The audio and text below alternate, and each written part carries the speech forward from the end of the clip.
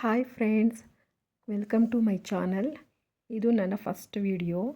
Friends, ಬನ್ನಿ ಇವತ್ತು ನಾಟಿ ಕೋಳಿ ಸಾಂಬಾರು ನನ್ನದೇ ಆದಂಥ ಒಂದು ನಾಟಿ ಸ್ಟೈಲಲ್ಲಿ ಹೇಗೆ ಮಾಡೋದು ಅಂತ ಈಗ ತೋರಿಸ್ಕೊಡ್ತೀನಿ. ಫ್ರೆಂಡ್ಸ್, ತುಂಬ ಈಸಿಯಾಗಿ ಕ್ವಿಕ್ಕಾಗಿ ಮಾಡ್ಬೋದು. ನೋಡಿ, ನಾಟಿ ಕೋಳಿಯನ್ನು ನಾನು ಈ ಥರ ಕಟ್ ಮಾಡಿ ತೊಳೆದು 3 ಸಲ ತೊಳೆದಿಟ್ಕೊಂಡಿದ್ದೀನಿ. ಹಾಗೆ ನೋಡಿ, ನಾಟಿ ಮೊಟ್ಟೆ ಇಡುವ ಸ್ಟೇಜಲ್ಲಿದೆ. ಈಗ ನಾನು ಫಸ್ಟು ಕುಕ್ಕರನ್ನು ಇಟ್ಟು ಫಸ್ಟು ಒಂದು ವಿಸಿಲ್ ಹಾಕ್ಸ್ಕೋಬೇಕು. ಯಾಕಂದರೆ ಇದು ಸ್ವಲ್ಪ ಗಟ್ಟಿ ಇರುತ್ತಲ್ವ ನಾಟಿ ಕೋಳಿ.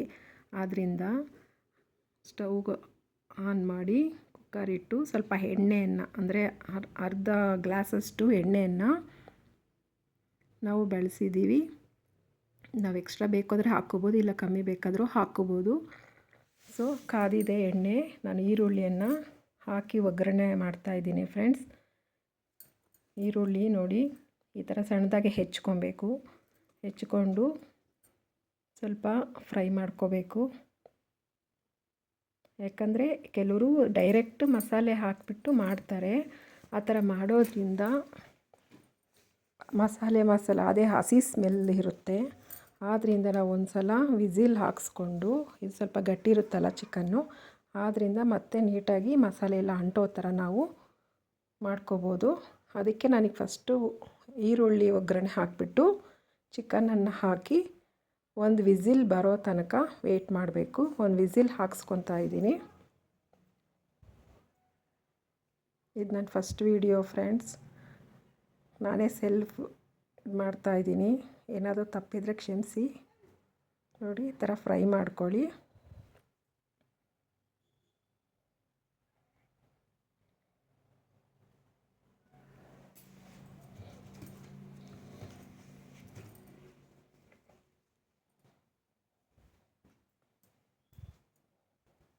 ಇದು 2 kg ಅಷ್ಟಿದೆ ಫ್ರೆಂಡ್ಸ್ ನಾಟಿ ಕೋಳಿ.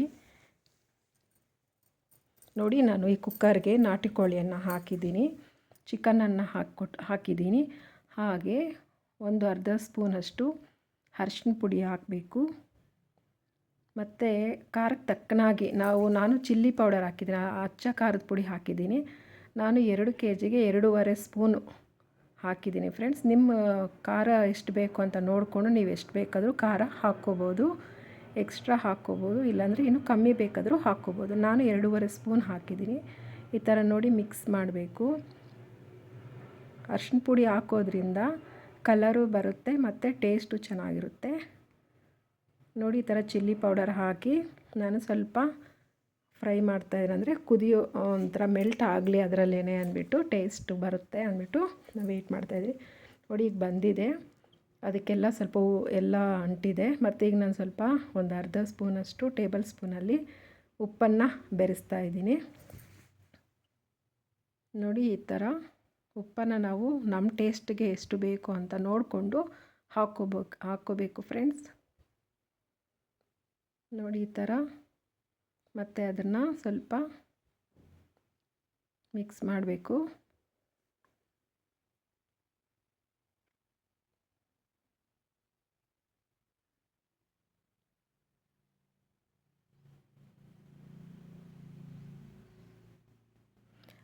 ಕ್ಯಾಪ್ ಹಾಕಿದ್ದೀನಿ ಫ್ರೆಂಡ್ಸ್, ಒಂದು ವಿಸಿಲ್ ಆಗಲಿ. ಅಷ್ಟೊತ್ತಿಗೆ ನಾವು ಒಂದು ಮಸಾಲೆಯನ್ನು ರುಬ್ಬಿಕೊಳ್ಳೋಣ.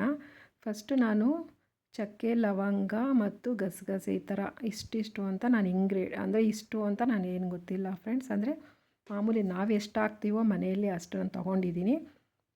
ನೋಡಿ, ಚಕ್ಕೆ, ಲವಂಗ, ಗಸಗಸೆ ಈ ಮೂರನ್ನು ಲೋ ಫ್ಲೇಮಲ್ಲಿ ಫ್ರೈ ಮಾಡ್ಕೊಬೇಕು.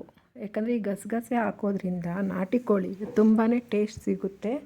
ಮತ್ತು ಇದು ನಾಟಿ ಕೋಳಿ ಅಲ್ವಾ, ಅದಕ್ಕೆ ಸ್ವಲ್ಪ ತುಂಬಾ ಡಿಫ್ರೆಂಟಾಗಿರುತ್ತೆ. ನೋಡಿ, ಫ್ರೈ ಆಗಿದೆ. ಮತ್ತು ನಾನು ಒಂದು ಮಿಕ್ಸಿ ಜಾರ್ಗೆ ತೆಂಗಿನಕಾಯಿ ತೊಗೊಂಡಿದ್ದೀನಿ.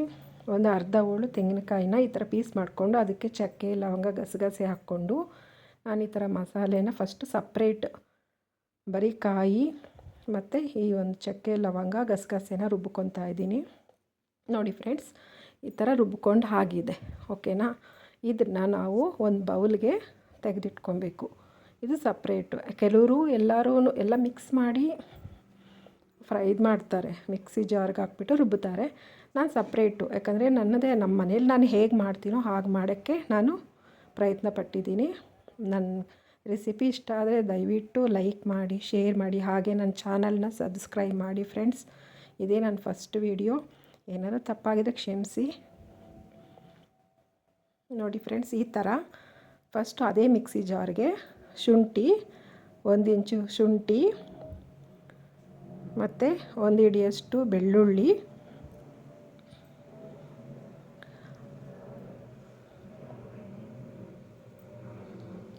ಮತ್ತು ಹಚ್ಕೊಂಡಿರುವಂತಹ 2 ಈರುಳ್ಳಿಯನ್ನು ಹಾಕ್ತಾಯಿದ್ದೀನಿ.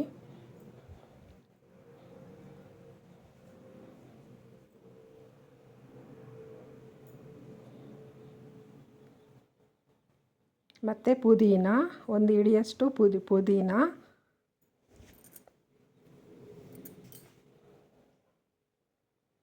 ಮತ್ತು ಪುದೀನ ಹಾಕಬೇಕು. ಮತ್ತು ನಾನಿಲ್ಲಿ ಮತ್ತೆ ಕೊತ್ತಂಬರಿ ಸೊಪ್ಪನ್ನು ಸೇರಿಸ್ಕೊತಾ ಇದ್ದೀನಿ ಫ್ರೆಂಡ್ಸ್. ನೋಡಿ, ನಾನು 2 kgಗೆ ಆಗೋಷ್ಟು ಮಸಾಲೆನ ರುಬ್ಕೊತಾ ಇದ್ದೀನಿ. ನೀವು 1 kgಗೋ ಅಥವಾ ಅರ್ಧ kgಗೋ 2 kgಗೋ 3 kgಗೋ ನೋಡಿಕೊಂಡು ಮಸಾಲೆಯನ್ನು ನೀವು ನಿಮ್ಮ ಇದನ್ನು ನೋಡಿಕೊಂಡು ರುಬ್ಕೋಬೇಕಾಗುತ್ತೆ ಫ್ರೆಂಡ್ಸ್. ನೋಡಿ, ಈ ಥರ ನಾನು ಎಲ್ಲ ಹಾಕಿದ್ದೀನಿ. ಒಂದು ಅರ್ಧ ಗ್ಲಾಸು, ಚಿಕ್ಕ ಗ್ಲಾಸಲ್ಲಿ ಅರ್ಧ ಗ್ಲಾಸು ನೀರನ್ನು ಹಾಕ್ಕೋಬೇಕು, ಯಾಕಂದರೆ ಸೊಪ್ಪಲ್ಲೂ ನೀರಾಂಶ ಇರುತ್ತಲ್ವ, ಸೊ ಅದಕ್ಕೆ. ನೋಡಿ, ಈ ಥರ ನುಣ್ಣಗೆ ರುಬ್ಕೋಬೇಕು ಫ್ರೆಂಡ್ಸ್. ನೋಡಿ, ನಾನೀಗ ಸಪ್ರೇಟ್ ಮಾಡ್ಕೊಂಡಿದ್ದೀನಿ. ಇದೊಂದು ಬೌಲು, ಮತ್ತು ಇದು ಕಾಯಿ, ಗಸಗಸೆ, ಚಕ್ಕೆ, ಲವಂಗ. ಇದು ನೋಡಿ ಧನಿಯಾ ಪೌಡರ್, ಮೈನು ಧನಿಯಾ ಪುಡಿ ಮನೆಯಲ್ಲೇ ಮಾಡ್ಕೊಂಡಿರೋದು, ನಾನೇ ಮಾಡ್ಕೊಂಡಿರೋದು ಫ್ರೆಂಡ್ಸ್. ನೋಡಿ, ಇದು 1 ದೊಡ್ಡ ಟೀ ಟೇಬಲ್ ಸ್ಪೂನಷ್ಟು 3 ಸ್ಪೂನ್ ತೊಗೊಂಡಿದ್ದೀನಿ ಧನಿಯಾ ಪುಡಿ.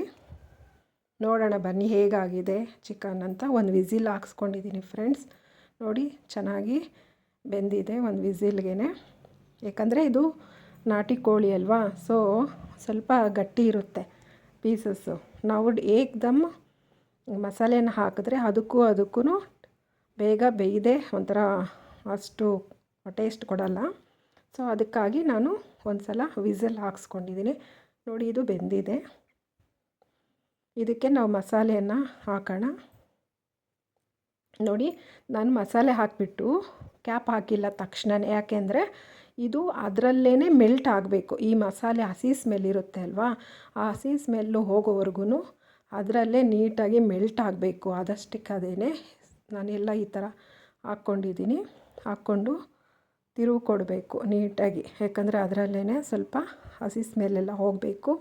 ಮತ್ತು ಉಪ್ಪು, ಖಾರ, ಮಸಾಲೆ ಎಲ್ಲ ನೀಟಾಗಿ ಆ ಚಿಕನ್ಗೆ ಹಿಡಿಯೋ ಹಾಗೆ ಇರಬೇಕು.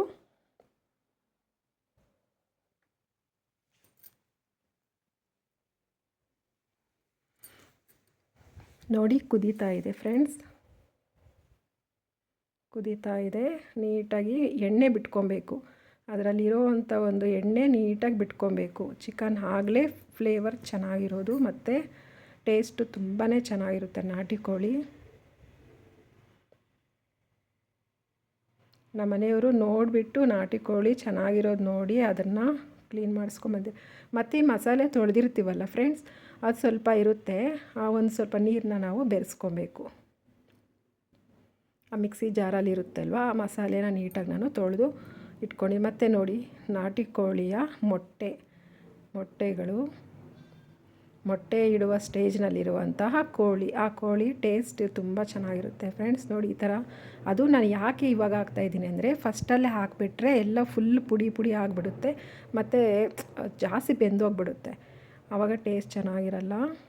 ಅದಕ್ಕೆ ನಾನು ಲಾಸ್ಟಲ್ಲಿ, ಯಾಕಂದರೆ ಮೊಟ್ಟೆ ತುಂಬ ಸ್ಮೂತಾಗಿರುತ್ತಲ್ವ, ಸೊ ನಾನು ಲಾಸ್ಟಲ್ಲಿ ಹಾಕ್ಕೊಂಡು ತಿರುವು ಕೊಡ್ತಾಯಿದ್ದೀನಿ. ಏನಾದರೂ ಮಿಸ್ಟೇಕ್ಸ್ ಇದ್ದರೆ ದಯವಿಟ್ಟು ಕ್ಷಮಿಸಿ. ನನ್ನ ಫಸ್ಟ್ ವಿಡಿಯೋ ನಾನೇ ಸೆಲ್ಫ್ ಮಾಡ್ಕೊತಾ ಇದ್ದೀನಿ, ನಿಮಗೆ ಈ ಥರ ತೋರಿಸ್ಬೇಕು ಅಂತ ಆಸೆ ಆಯಿತು.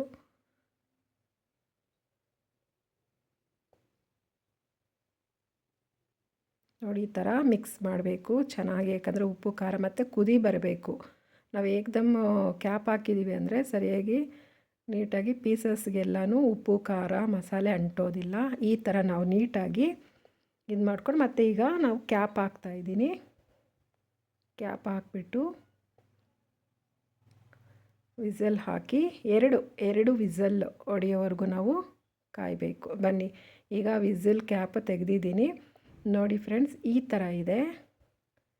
ಈ ಥರ ಚಿಕನ್ ಈ ಥರ ಬಂದಿದೆ ನೋಡಿ. ನೋಡೋದಕ್ಕೆ ತುಂಬಾ ಸುಂದರವಾಗಿದೆ.